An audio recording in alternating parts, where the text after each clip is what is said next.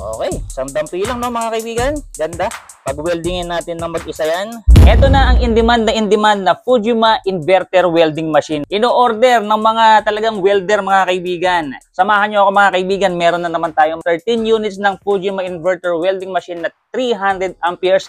Iti-testing natin para masigurado natin na hindi tayo makapagpadala ng defective units sa mga customers natin. Shout out kay Sir Dennis Toledo from Laguna. Ito yung welding machine mo, sir. So ito sinasaksak sa 220 volts mga kaibigan. Direktang sinasaksak yan.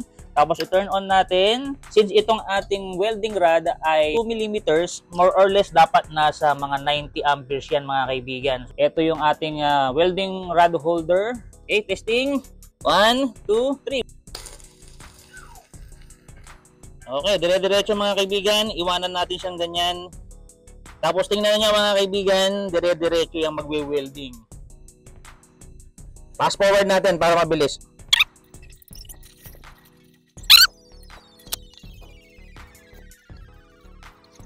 Okay, nakita nyo naman kung gaano kaganda yung welding machine natin. Nakaubos tayo ng isang welding rod ng dire-diretso. Walang putol-putol, gumalaw lang yung welding rod natin kaya natigil. Maraming salamat sa pag-avail. Pangalawa natin, shoutout kay Sir Jake Olalia from Pangasinan. Ayan, so 80 amperes. Tingnan natin. Okay, isang dampi lang no mga kaibigan. Ganda. Tingnan natin kung magdedire-diretso rin yan. Pag-weldingin natin ng mag-isa yan. Tapos fast forward natin. Okay, malapit na. So, eto, mga kaibigan. So, sulit na sulit. Dire-diretso siya, mga kaibigan. So, shout out kay Sir Jake Olalia from Pangasinan. Maraming salamat sa pag-avail. Sir Rodil Odon from Benguet. Ito yung welding machine mo, sir. Turn on natin. Tapos, lagay natin siguro mga 70 amperes. Tingnan natin kung malakas siya sa 2 mm na welding rod natin na E6013. Tingnan natin kung maganda. Yun, no? Walang angat-angat na yan mga kaibigan, dire-diretso na yan. Oops, umangat.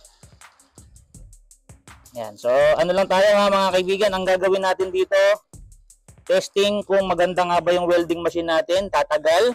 Kung makakasunog ng isang welding rod man lang, tingnan natin.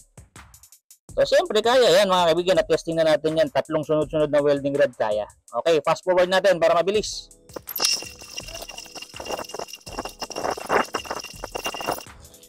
Okay, sagad to the bone mga kaibigan. Ganda, perfect. April Lynn Lagman from Nueva Ecija. Ito yung welding machine nyo po. Testingin natin. 67 amperes. Tingnan natin mga kaibigan kung gagana siya. Testing. Okay, pumutok mga kaibigan. So hawakan natin. Tapos fast forward para mabilis.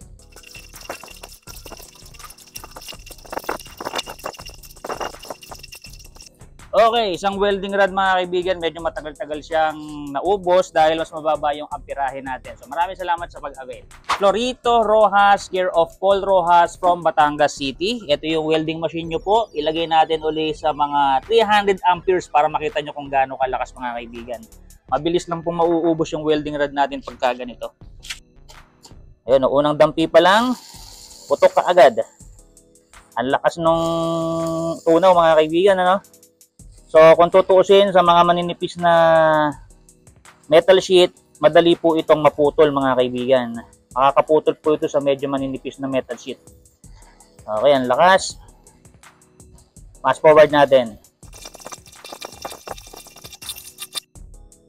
Okay, lakas mga kaibigan. Saktong-sakto. Maraming salamat sa pag-avail. Sunod natin, shoutout kay Amado Esquivel, care of Ding Esquivel from Calapan, LBC. Ito, mga kaibigan, yung iyong welding machine, lagay natin sa 70 amperes mga kaibigan. Testingin natin kung maganda ang pagsunog ng welding rod. Yun, no? Tingnan natin. So, syempre, para matesting natin yung durability, ubusin natin yung isang welding rod. So, ang gawin natin, lagay lang din natin sa isang ano. Yan. So, hayaan natin dyan. Then, fast forward.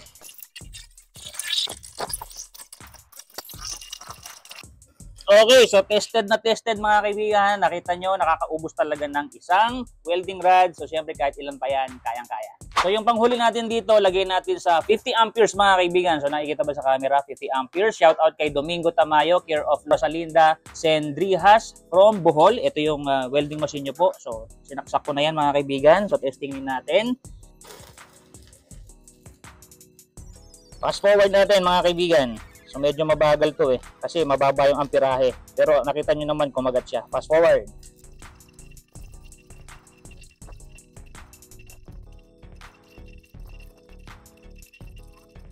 Ayan, so sagad na sagad mga kaibigan. Nakita nyo pero medyo mas mabagal siya compared dun pagka mas mataas yung amperahe. Mas mabagal masunog pero depende kasi yan sa ating welding rod at saka dun sa kapal ng metal sheet natin na wini-welding. So maraming salamat po sa pag-avail. So awa ng Diyos, wala tayong naging problema dyan sa unang linya. Dito na tayo sa pangalawang linya mga kaibigan. Shout out kay Villaray Fernando from Florida Blanca, Pampanga. So eto po yung iyong welding machine. Lalagay ko siya sa 70 amperes.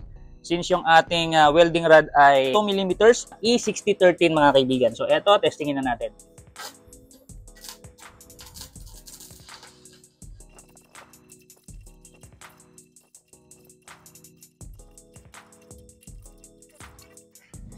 Okay, nakaubos ng isang welding rod. Ibig sabihin, okay, maraming salamat po sa pag-avail. Shoutout sa iyo, Sir Henry Martinez, care of Rosario Martinez from Valenzuela. Ito yung iyong welding machine. Lagyan natin sa 90 amperes. Testingin natin to.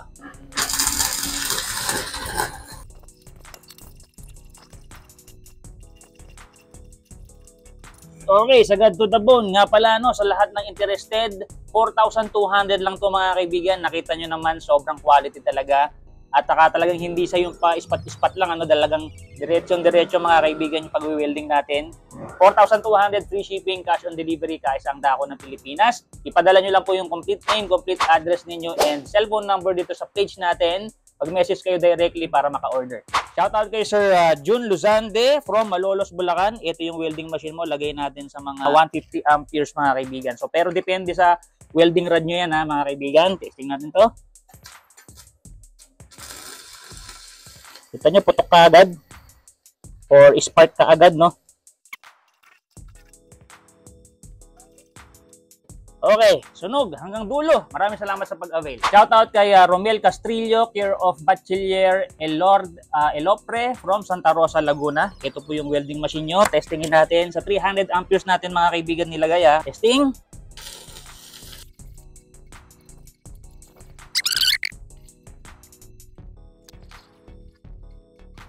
Okay, sagad na sagad. Maraming salamat po sa pag-avail. Shoutout sa inyo, Sir Condrado Sanoy from Cebu. Yan, nilagay ko ulit sa 300 amps para talagang matesting natin yung lakas. Tingnan natin kung maganda.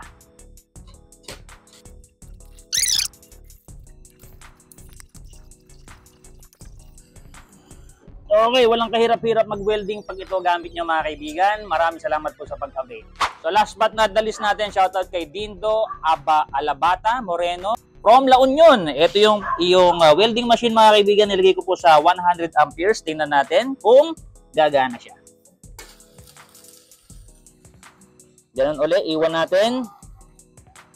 Then fast forward.